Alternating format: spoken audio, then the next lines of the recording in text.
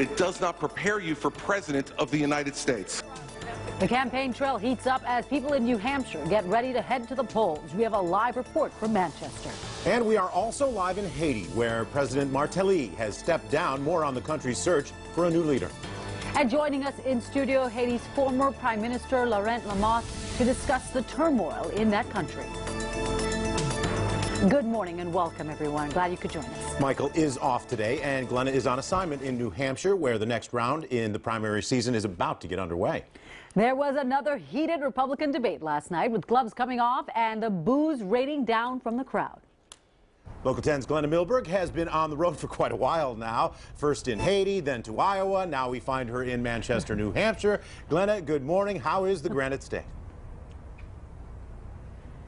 Todd, Neki, well, headline is it's cold but beautiful. Everyone's having a great time here, looking forward to the primary, and I will tell you, they are very engaged. That is the event here. Live free or die. People are taking that motto to heart. That is the state motto. And this is a state where the first place in the primary schedule is very important. I think they're ignoring Iowa. The Iowa caucuses, no one's talking about that. They consider themselves first here. And what they lack in diversity demographically, frankly, they make up for in engagement and education on the issues. And everyone we've met is very involved in learning about the campaigns, going to see the candidates, and talking all about the GOP debate last night. Marco, the thing is this. When you're President of the United States, when you're a governor of a state, the memorized 30-second speech where you talk about how great America is at the end of it doesn't solve one problem for one person. Governor Chris Christie took on Senator Marco Rubio's talking points. Governor Jeb Bush took on developer Donald Trump over where and how he builds. What Donald Trump did was use eminent domain to try to take the property of an elderly woman on the Strip in Atlantic City. That is not public purpose. That is downright wrong. GOP contenders keenly aware this debate could be the turning point, the last before Tuesday's New Hampshire primary. As if Iowa's caucus didn't matter, Granite State voters are stone cold protective of their first place primary designation. They make sure visitors even see it right at the airport. About 4 in 10 here have no party affiliation. And unlike in Florida's or other states' primaries, independents may vote in either party primary. They can switch back and forth. They have the freedom to do that, which makes New Hampshire a frequent, unexpected delight. It's very tough to poll because there are so many independents, or as they call them, unenrolled voters in New Hampshire who make up their minds at the last minute. Candidates have been to the Red Arrow Diner. Personal interaction is critical here. This election, there's a very strong sense that people are fed up with the choices from either party. I'm a registered independent, and it's just because there's enough people I don't like in either party to want to belong to either one. With voters like that, the candidates are working it hard. It's a beautiful day in Manchester. Hillary Clinton, who pulled out a win here in '08, has called in reinforcements. I feel like a rock and roll star. Bernie Sanders is leading Clinton by double digits. A neighbor state senator with a live free or die devotees. Vote for Jeb. Oh, yeah. Jeb Bush brought mom. He spent the most money here. He and Ohio Governor John Kasich are polling in the double digits here now. And the governors last night really took the night. By all accounts, it was their night to shine, and all of them know that those debates last night, especially last night's debates right before this primary, is so critical because the New Hampshire primary, while it may not pick a president, it certainly may go a long way in winnowing down a very large GOP field. As for the Democrats, Hillary Clinton is actually not in Manchester or New Hampshire this morning. She went to Flint, Michigan for an appearance on the water crisis, the lead and the water crisis there. And Bernie Sanders was not here last night because he was on Saturday Night Live. And he's due back here today because Neki, Todd, right now for the next 48 hours, all of the candidates are going to be doing what they did in Iowa, just crisscrossing the state, going to events, going to rallies, going to people's homes, going to diners, really trying for some face time. And I will tell you, New Hampshire for them is a lot easier and a lot cheaper to campaign in because it's a much smaller space. Glenna, last night you were at the debate, or you watched the debate from there in Manchester. how did Rubio do? I mean, a lot of the papers this morning talking about what the beating he took after his third place in Iowa. A lot of people were gunning for him last going night. in as a rock star, as they say, and did he come out beaten up? You know, going in, you're right, because of his numbers. He was third in Iowa, but his numbers were rising. He considered, remember his victory speech in Iowa, he considered that sort of a win. And everyone knew going into that debate last night he would be a target. Probably, we thought, of the front runners. You know, Trump would be targeting him. We figured Jeb Bush, standing right next to him, would be targeting him. But it turns out that New Jersey Governor Chris Christie really was the one to hammer home a lot of the things that Senator Rubio's critics have been talking about. A perceived lack of executive experience, a lack of actual track record of accomplishing anything. You know, Marco Rubio, we've been following him since his days in the State House in Florida. One of his biggest strengths is he's an incredible speaker. He has soaring rhetoric. He commands a room. And Chris Christie went after him last night on, you talk, but you have talking points and you keep repeating yourself and you haven't done anything. And really what happened after that is Senator Rubio did exactly as Chris Christie said he would. He actually repeated himself. He was really bashing President Obama last night and kept repeating those words. So it was not, by all accounts, a great night for Senator Rubio, largely because of Chris Christie. Trump, known for going after anyone he pleases, kind of shocked the crowd after he went after some of the spectators actually taking part in the debate.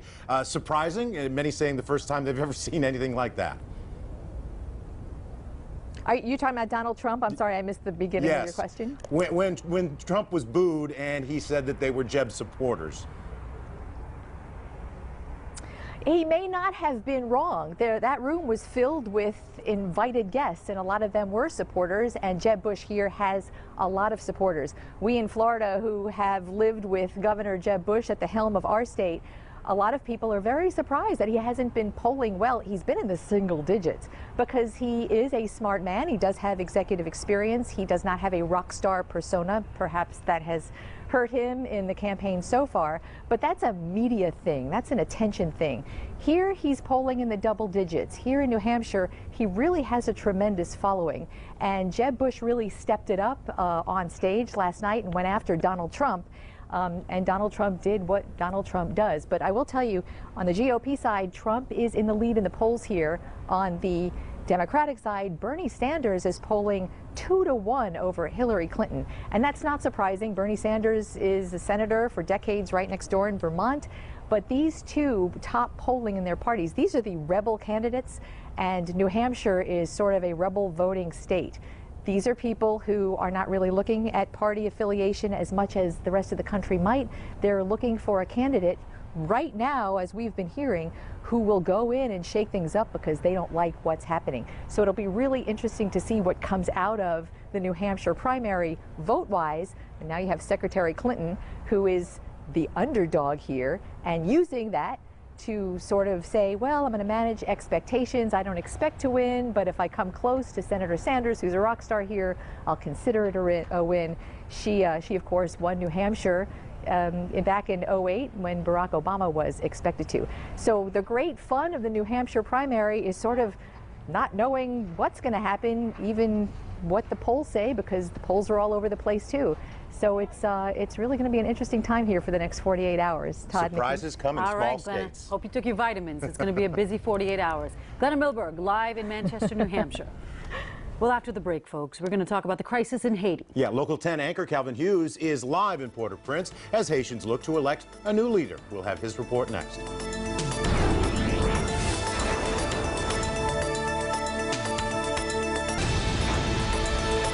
Haitian President Michel Martelly is now out of office, officially stepping down overnight. Local 10 is the only station there. As he packed up and said his goodbyes, our own Calvin Hughes was with him down to the wire, even to the moment where he drove away. Calvin, what's the latest there this morning? What's the feeling in Port-au-Prince?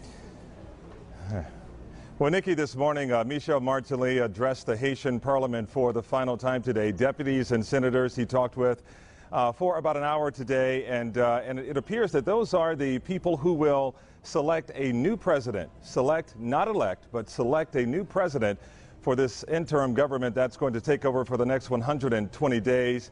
And this new president will be in charge of making sure that the presidential runoff takes place on April 24th. And as you mentioned, we were with the president in his final moments, his final hours as president on the National Palace, on the grounds of the National Palace yesterday.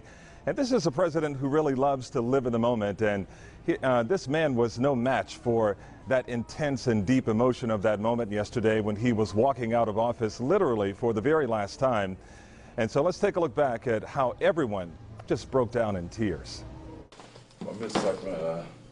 It's the final moments of a 5-year presidency, taking personal belongings from the office of the National Palace.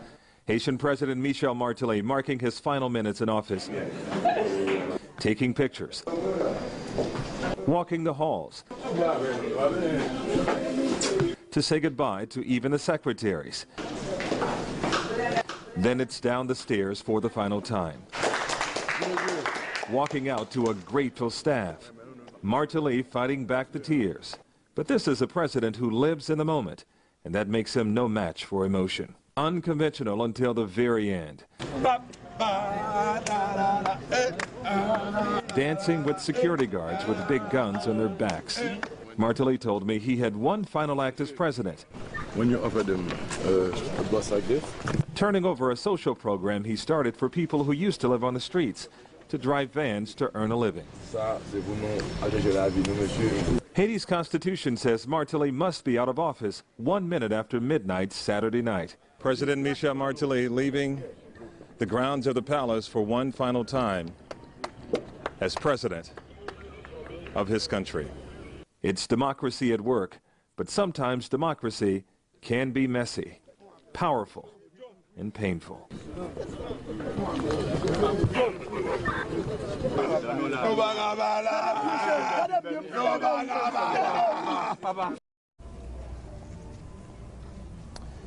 So, Neki, let's be clear here that Martelly had his share of critics. No doubt the opposition wanted this day to come a long time ago, even as far back as a year ago. But Martelly stepping down, becoming a citizen today. The Constitution states that he had to be out of office, as I mentioned there, on February 7th, and he did yesterday. Literally, we were there. Unprecedented, just really historic coverage that we did yesterday as he was walking out of office. Now, you know, the opposition really accused him of a lot of things. And one thing that they accused him of is having a lot of corruption during his 5 years in office. And they even accused him of stealing money and using that money to buy a multi-million-dollar beach home. I had a chance to ask him about that yesterday, and here was his reaction. In 1996, I was already buying buildings in the States. Same 1996, I was building apartment complex here in Haiti for millions. So we're talking, what, 20 years ago? I don't see why in 2015 I could not buy a piece of land and have a beautiful home by the beach. But and they know it's a lie too. They know it's a lie, but there's a movement in Haiti where they want everyone to be poor. They don't want Haiti to blossom. Well, you may be wondering who they are, and I did have a chance to ask him about that, and let me be clear here. He said they are members of the media, members of the elite, and big companies who have the power to hurt Haiti economically. But, you know, Neki, you can almost hear people saying, his critics now saying that he's not taking responsibilities for the failures of his administration over the last 5 years. But I will leave office standing straight, because I never had to bend. I was never afraid. I was never scared, of course. At the time of departure, I had to agree on a deal so we allow Haiti to pass moment of doubt.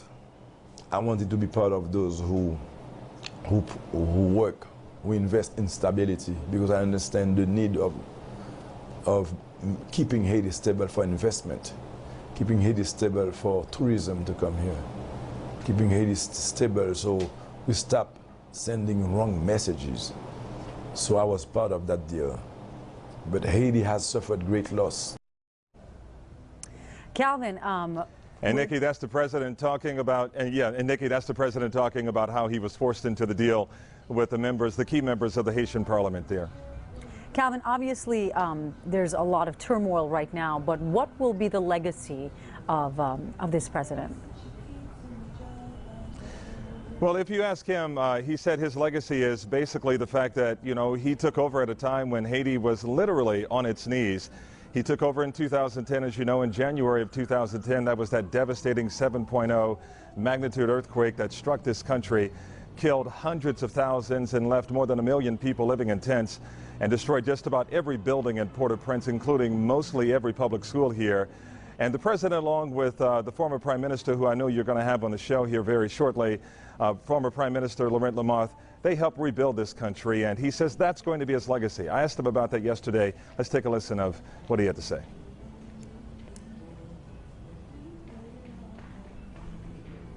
All right,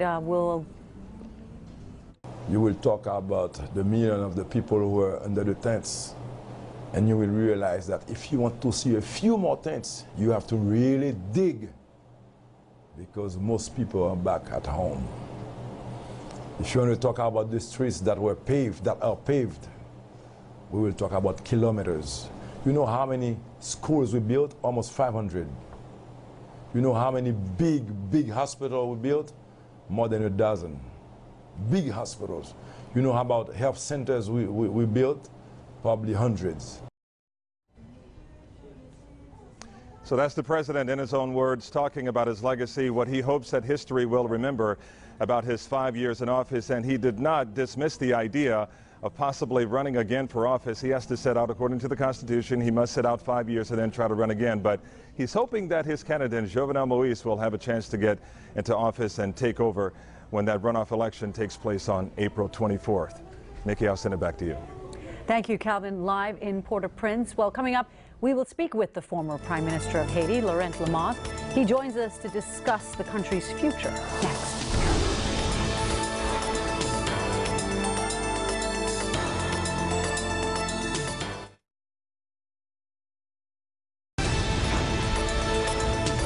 The island nation of Haiti is now being controlled by an interim government after President Michel Martelly stepped down last night. Only Local 10 News was there as Martelly said goodbye to his staff and his office. Martelly says he's leaving without any regret or any desire to remain in power, but he has concerns about the country's future. Well, joining us now to discuss the current power vacuum is former Haitian Prime Minister Laurent Lamothe. Good morning, sir. Good morning. What is your reaction as you watch what is going on in Haiti right now? You were side by side with President Martelly after the earthquake to rebuild after such a critical time in Haiti's history. Well, Haiti is going through a very difficult period now because of the institutional crisis, but thank God it was avoided by the agreement that was signed between President Martelly, President Prévert of the National Assembly, and the President of the lower chamber. So that avoided an institutional crisis, and it laid the ground for a roadmap that will pave the way to have an interim president and pave the way to elections within 120 days. So that's the positive that can come out of that. It's unfortunate that the election cycle was not completed, and for Haiti to have an elected president, which is what the Haitian people want and what they're asking for, which is, you know, but it's democracy that is working right now. President Martelly was able to complete his 5-year term, and that ends today. And within the next few days, Haiti will have an interim president that will continue and hopefully carry out elections as soon as possible. It seems like everything was on the up and up, and this election was underway. Where did everything go wrong? Well, Haiti went through the earthquake. You know, we inherited a country that was in shambles, 120% GDP of destruction, 50% of the population living under the tents. That's what we inherited. When I left last year, we left a country that was growing. The economy was growing at over 4%. The poverty had been reduced from 31 to 24%, according to the World Bank numbers. The security was doing much better. We were one of the most violent countries, and we became one of the safest countries. And then everything went south because of, I would say, bad political decisions. You know, weak leadership that caused a situation to come where it's at today. What has to happen next? Well, elections as soon as possible. I think the Haitian people deserve it. They've gone through a long cycle, and you know, we need to have an elected leader as soon as possible bring, to continue with the progress that the country has gone through. We came from a long, long way. Haitians, we love our country, and all the Haitians in South Florida and in the rest of the world love the country and want to see desperately want to see the country get better. And I'm one of them that's, in a very difficult situation. I want to keep a positive mind to have a better tomorrow, and that goes necessarily through elections as soon as possible. Now, we've seen these images come out of Haiti today, are the images of the protests from yesterday, the violence in the capital. You said that's a small portion of what's happening right now, that it's in a small part of the city. It was supposed to be carnival time in Haiti, but that has been called off in light of everything that's going on. What's the mood on the ground right now? Well, there is a mood of confusion. Many people are not happy with the president. Some people are. So it's a general mood of, I would say, mass confusion as to what's going on. Many people don't understand why it got to this, and people are protesting, and they have the right to. And at the end of the day, and this is why it's important that the next step is allow the people to elect a genuine leader, but a genuine election where the true will of the people will be expressed, and Haiti can have a president that comes from a genuine election. All right, now let's talk about the security of the elections. Some people they have no faith in the security of the election. So what has to happen to secure the polls and the voting process the next time around? Well, within the agreement that they signed, that the president signed with Congress, it lays out that the Electoral Council, the body that actually will oversee the election, has to be revamped. People with credibility have to participate in that process just to bring an overall sense of trust to have the run of election and that, so that Haiti can get back on track, because we did too much. We came from too long of a way to let it all go to waste now, and the world wants to see better. Haiti needs to do better. Watching the last night of the president in office, I know he's a close friend of yours. What are your feelings? What is his legacy there? Well, the legacy will be that he came as a musician, to president. He found a country that was, very difficult situation, to say the least, what I described earlier. Mm-hmm. People desperate on the streets, houses destroyed, and he will leave a legacy where education improved, security improved, but unfortunately was not able to carry through the presidential election, the last round of the presidential election. So it will be, overall, I think the country is in much better shape than we were 5 years ago.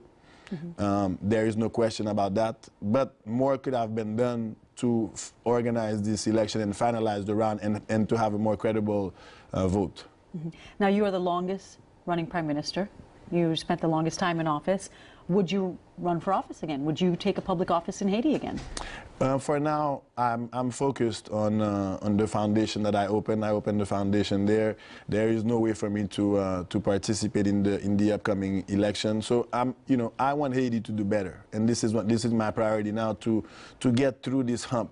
Once we get through the hump and then we have an elected president, a genuinely elected president, then we'll think about other options. But for now, my immediate concern is the well-being of my country, and the well-being of Haiti and of Haitians, and to see that 5 years of hard work. We work 20-hour days for this not to go to waste. A lot of international groups came in after the earthquake to help. They must be very, as discouraged as you are, watching all this happen. What other support do you need from the international community to move forward? Well, I think everybody has to speak with one voice to push to make sure that this interim government that will come will organize the election in 120 days, as they sign that they will.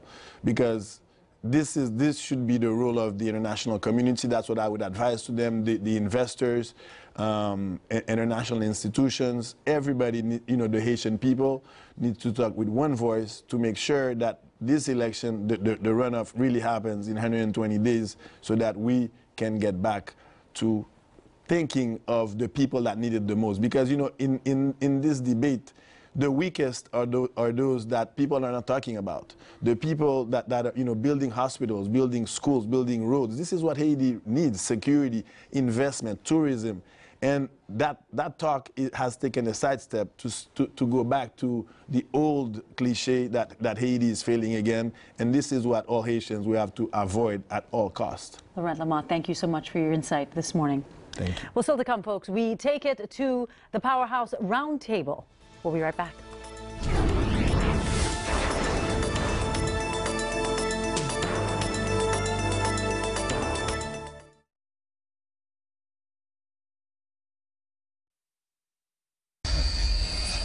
Welcome back. Time now for our Powerhouse Roundtable. And while this forum's not necessarily my bailiwick, to steal a Michael Putney prose, I am comforted to know that we have some very informed and engaged guests to carry the day. We are glad to welcome back Nancy Ankrum, the editorial page editor of the Miami Herald. Mark Caputo is the Florida correspondent for Politico, and he also writes the daily Political Florida Playbook. And joining us for the first time is Robert Chalwell. He is a professor at Broward College as well as a consultant. Good to have you here, Robert. And finally, last but not least, Tangela Sears is a well-known community activist in Miami with a big social media following, especially on Facebook. After she lost her son, David, she started a group called Mothers of Murdered Children and is an advocate for victims. Thank you all for coming in today. It is pretty cozy here. We've got a full table, and as we like to call it, Powerhouse. Let's start in New Hampshire, where Donald Trump and Bernie Sanders are both leading in the polls, but my guess is that this panel is chomping at the bit to talk about last night's GOP debate. So let's start there. Mark, let's start with you. Who were the big winners and the losers? Rubio choked. He did? Yeah, well, he's supposed to be the guy who has all of the answers, and you can ask him any sort of question and he can inspire. And what happened is Chris Christie went right at him and said, this is the boy in the bubble. He's the robot who keeps saying the same thing over and over again. And it's pretty remarkable if you play the clip where no matter what it is that Chris Christie is saying to Rubio, that Rubio keeps coming back to this bizarre talking point, or maybe it wasn't bizarre, but in context it was bizarre, talking point that, oh, Barack Obama wants to fundamentally change the nation, et cetera, et cetera, et cetera. It just looked like he wasn't ready for prime time, and that's been the message of Chris Christie and company for quite some time. Glenna says it's not even just a talking point. In fact, that is, he's running ads with the exact same clip in New Hampshire. You know, I saw exactly, you know, the elementary school schoolyard at lunchtime, and the bully just going after the weak guy who really should not have been the weak candidate going into this. It was really Rubio's to lose, I think. But, you know, our editorial this week after the Iowa caucuses said that Rubio, we declared him the winner. Really, the unofficial winner. However, we said he is going to have to get beyond savvy, superficial glibness in his answers. As Mark said, ask him any question and he inspires, but he doesn't illuminate. He does not illuminate, nor does he directly answer questions that are put to him. Well, Christie stole Rubio's lunch money. We've got that. Right. Let's talk a little bit about who the winners were. Bad analogy, by the way. I'm not sure he would appreciate that. Who were the big winners? Everybody's saying that it's the three governors. I guess, you know, it seems like it was almost, we know who lost, but did anyone else really distinguish himself? Donald Trump looked deflated. Jeb Bush looked good, but we keep judging Jeb Bush on a scale that we don't judge other people by, almost like the poor Jeb scale. If you think about it, you know, his brother always talked about the soft bigotry of low expectations. We have that for Jeb Bush. So when he doesn't stammer and he makes a point, we think, wow, the old Jeb is back. It's difficult to say really kind of who won outside of who lost. Well, what about Ted Cruz? Let's talk a little bit about that. Was he just trying to stay out of the way, riding that wave from Iowa? Absolutely. He didn't want to mess anything up. Robert, what do you think? Yeah, Ted Cruz was definitely trying to stay out of the way, and I feel a little bit of a need to defend Marco Rubio just a bit, in as much as he was trying to have a nuanced discussion about the political dynamic. He was trying to contextualize Obama in a way that isn't really well understood in the process currently. What we get mostly is bombast from the rest of his competitors. What Rubio is trying to say was Obama is not a mistake. What he's doing is not a mistake. It's deliberate, and we need to know what we're fighting in order to defeat it. That nuance, however, was misplaced on the stage. And in his defense. Well, let's also talk about ABC's decision to keep Carly Fiorina out of the mix last night. Tangela, do you think it was fair? I mean, after all, she did beat Kasich and Christie in Iowa. I think she should have been a part of that panel on last night. I think it's fair that she should have been a part of that panel on last night. However, I was impressed with Jeb Bush. But I'm expecting Marco to be the winner. You know, I'm expecting Jeb to do far better than the talk gives him credit for. He has really been working his ground game in New Hampshire, often off camera. And well, he's spent more money than anyone else as well. Absolutely, and he's got a lot to spend. And he brought in Mom, you know. Your expectation is my dad as well. I've been saying this from the beginning of the primary cycle, is that I really do believe that Jeb, despite the showing, is actually the, if not the, one of the strongest candidates, and hopes for reconciliation, unification, and a strong projection from the Republican Party come the general election. He's not making it easy on me. I'm afraid of ending up with egg on my face or pie on my face come the end of the season. But that's why we're all holding out hope that he steps up, because most everyone else is extremely divisive. He put a lot of money in the Super Bowl today. Let's talk a little bit about the broader picture then. Bernie Sanders and Donald Trump both leading in the polls in New Hampshire, a state that whose voters are notoriously, they procrastinate when it comes to the polls. A third of the population hasn't made up their mind yet. Is that how it's going to pan out, or are we in for surprises? Well, who knows? We do know that, especially in Iowa, where it's tough to poll caucuses, the polling was off. I would imagine it's not so off in New Hampshire, and so both of those guys would win. Bernie Sanders is from Vermont. I mean, it's essentially, this is a home game for him, and it shouldn't be so surprising.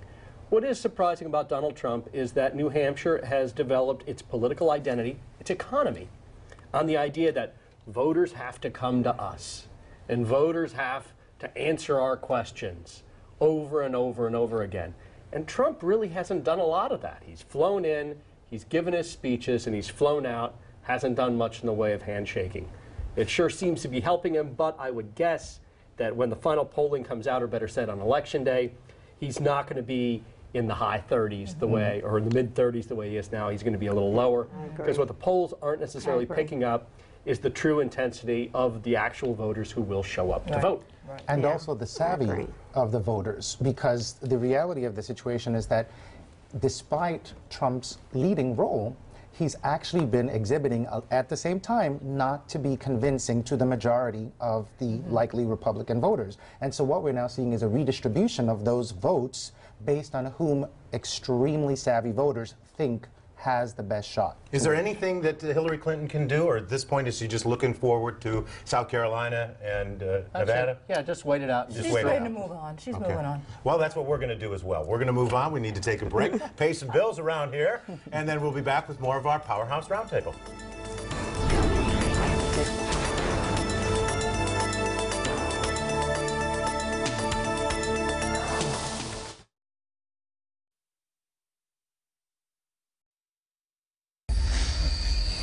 Welcome back to our Powerhouse Roundtable, and we're going to tackle inner-city violence, gun violence. We've seen gun violence marches increasing, and folks in the inner city really disturbed with the amount of violence and murders, unsolved murders that are going on. For instance, Kathleen Rundle, the state attorney, issued a statement saying that she believes that there needs to be more law enforcement. In fact, they want to reinstitute a robust community policing program, more law enforcement presence, more police victims advocates, the need to recruit and retain the most experienced homicide detectives, because she says that only 5 out of every 100 murders in Liberty City go solved. That leaves 95 families with no justice at all.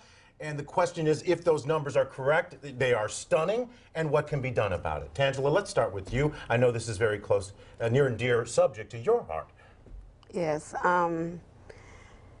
We can put 1 million law enforcement officers in the street today. That still will not solve any of our problems if the police is arresting these young men and there's no convictions. It's as if there's a rotating door when it comes to violent offenders. Channel 10 have done research on background of some of the alleged killers, and when you look at the record of these killers, you ask yourself, why were they even out of jail? Repeat offenders. Doesn't some of this burden fall on the community itself? The whole, snitches get stitches culture, that people are not coming forward and with information to help law enforcement?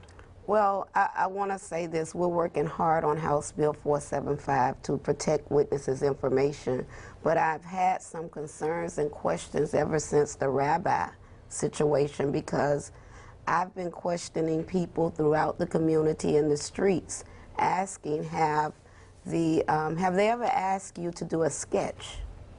And we've never been asked in our community to do a sketch.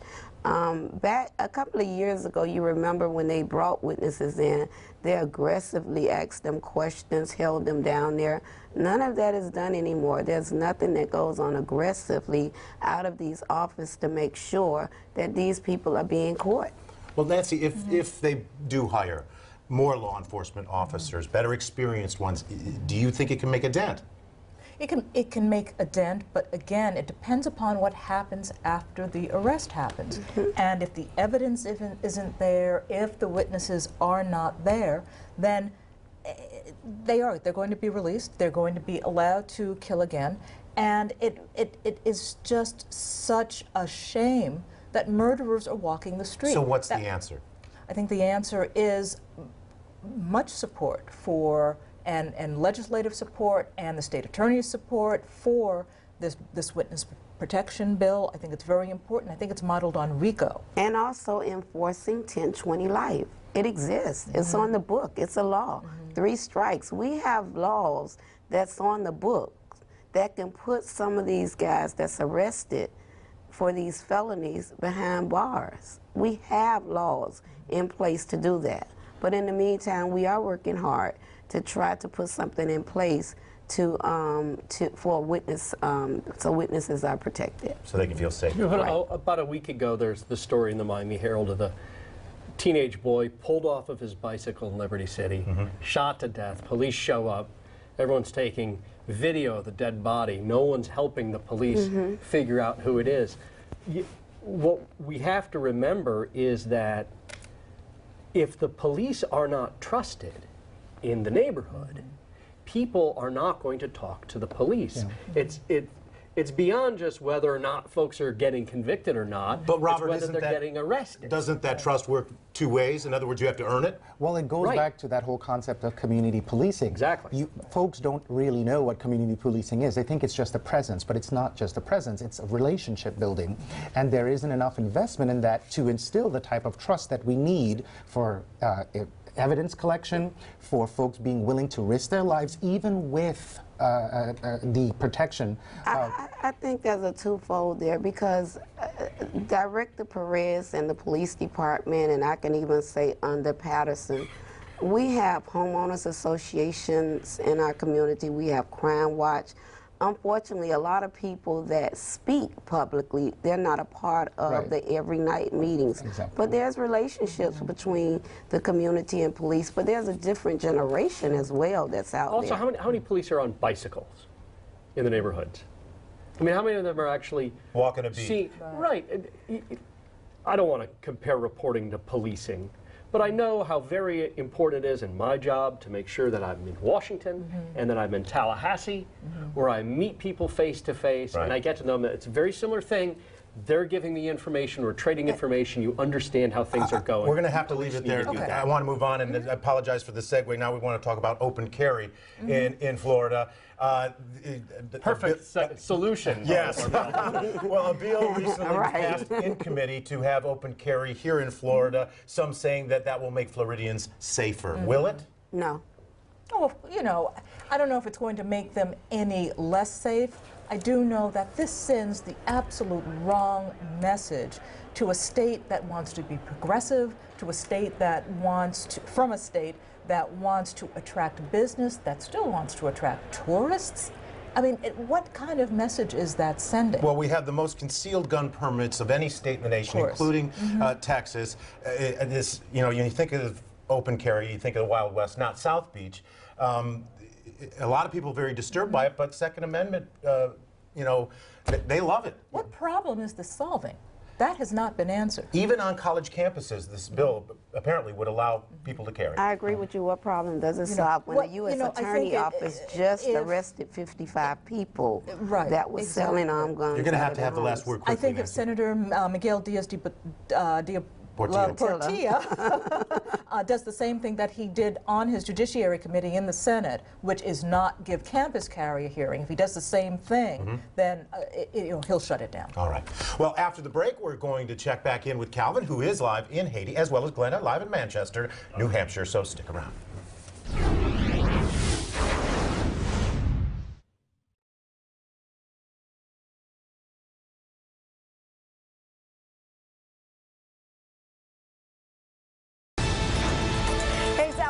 Yes, it's been so chilly out there throughout the morning. It's still cool. Here's a live look out of Hollywood Beach Cam. You can see that there's still clouds out there, and the clouds are sweeping through from north to south. Eventually, we'll see more sunshine in just a few hours now. The next cold front to talk about is right across the midsection here.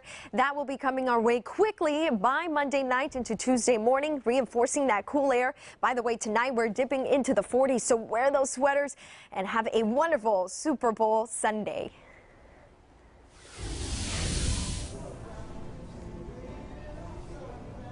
You know, here are some final thoughts from Haiti today as we get ready to head back to South Florida. You know, this is a country that has a storied history, more than 200 years, and it has been through so much. And there's a Haitian proverb that says, behind every mountain is another mountain. And certainly this country is dealing with a monumental moment in its history, a mountain that it has never climbed before. And as a result, there's no clear constitutional pathway as to what direction this country will take. But as you heard from the former Prime Minister, Laurent Lamothe, he said, Haitian Americans and Haitians here in this country, they love their country so much. And, you know, it's going to take a lot of love, but it's going to take a lot of hope and hard work to get over this hump today.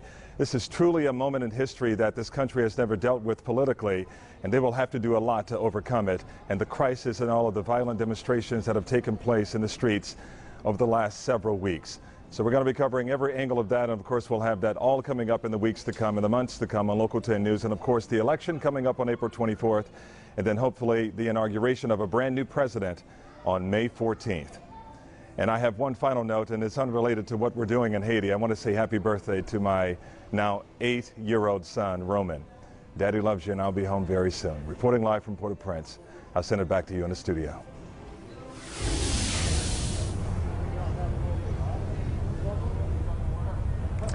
I'm Glenna Milberg in Manchester, New Hampshire.